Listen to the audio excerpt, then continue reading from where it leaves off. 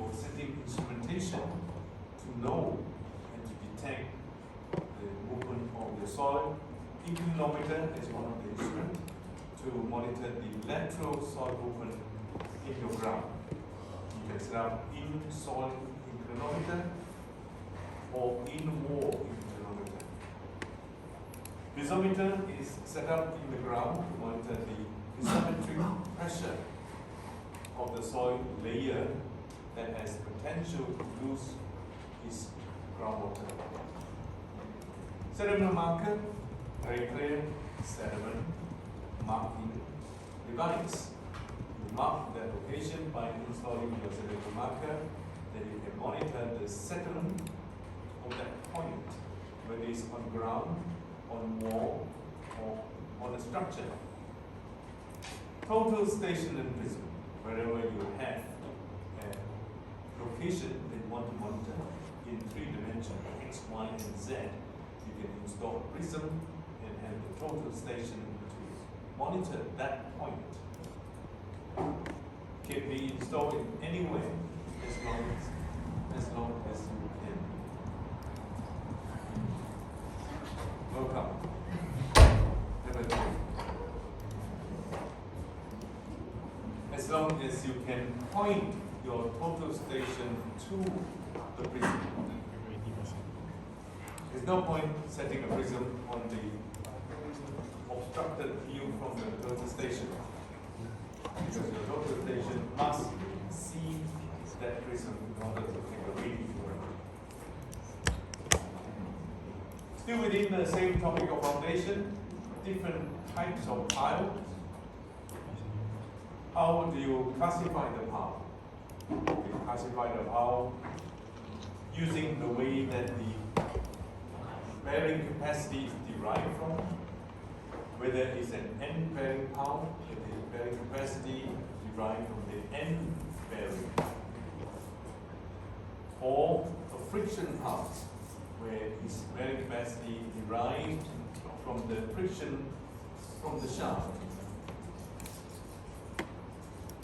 You can also classify the pile on the method of installation, like displacement pile. The installation of this pile displaces the soil, where driven pile are installed where it displaces the soil, pushing the soil around during the installation of such pile. It can also be a non-displacement pile, like ball pile, where you remove the soil without displacing the soil, and replace the soil that you remove with reinforced concrete. Ball pile and micro pile are in this category. Non-displacement pile is also called replacement pile, where you remove the soil and replace it with reinforced concrete. Still under foundation, the types of retaining system, advantages and disadvantages, and the robustness of this system, including diaphragm wall, a very strong retaining system, second ball pile wall, contiguous ball pile wall, and sheet pile wall. In terms of robustness, list down the most robust diaphragm wall, second, third contiguous, and the weakest or the least robust is the sheet pile wall. In between them, they have advantages and disadvantages. You can make comparison between diaphragm wall and second ball pile wall, perhaps. Diaphragm wall strongest, needs big machine, take long time, cost least as compared to second ball pile or sheet pile wall. Then we move on to the last topic that we have covered. In these topics, the resources encompasses plumbing and sanitary system, DNS, electrical system that we have talked about, fire protection, ACMD, and finally we touch on the elevator system. Within this topic, the material choice, consideration of the material, we need to be looking into sanitary system, how the different systems are differentiated within this category.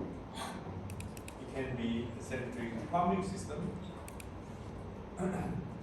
sanitary drainage system, sewerage, waste discharge, and soil discharge. They are all separate systems that needs to be taken in different pipes to different discharge location and different types of treatment system.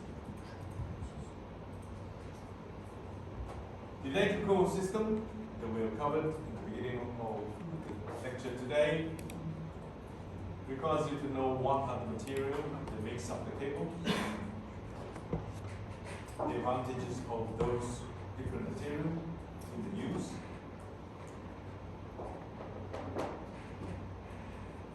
the security system, the purpose of providing the security system in your building. What are the main components within the security system? They include the intrusion, access, monitoring, pronunciation, and the information recording. The detail of various systems to understand how we work, what they include. Then we move on to the BAS, building automation system that interface with the various individual systems to link them up so that they can be controlled. The need for such system in your building, and of course the benefit that brings about to the owner as well as the occupier.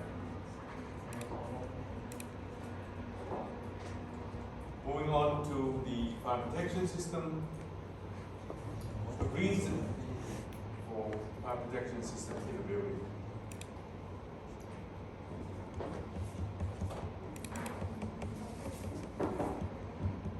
The design strategy, the detection system, how does it work?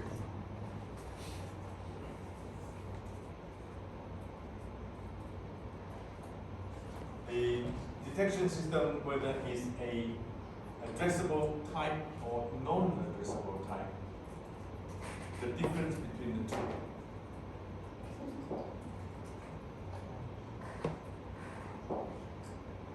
Automatic fire detection system that are commonly adopted in the building. AC system, the various components within AC system.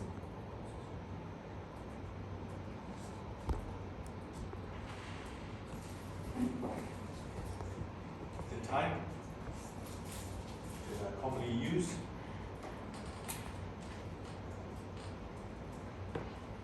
Other type of ventilation, MV natural vent, and MV mechanical vent. And finally, the elevator system, the two basic type. Push using hydraulics and the pull type using traction. Comparison between the two.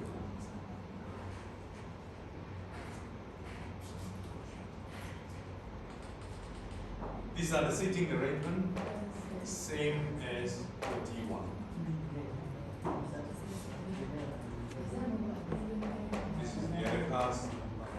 You? That's it. Go through topic 4. Topic 4.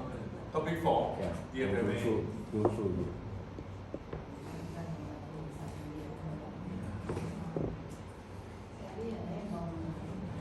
The various type of DFMA technique.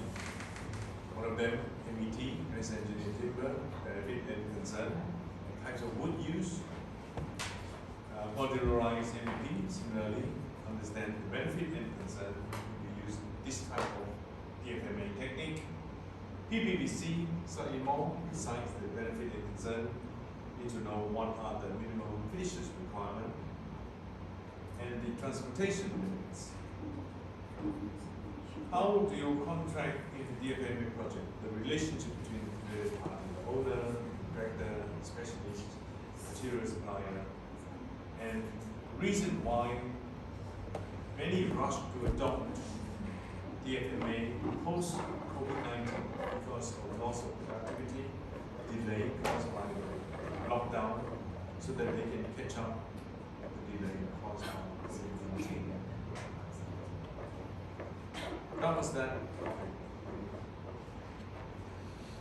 Then you move on to 5 in terms of innovation, development technique to construct your basement, whether using bottom-up or top-down method, the various advantages and disadvantages of both technique.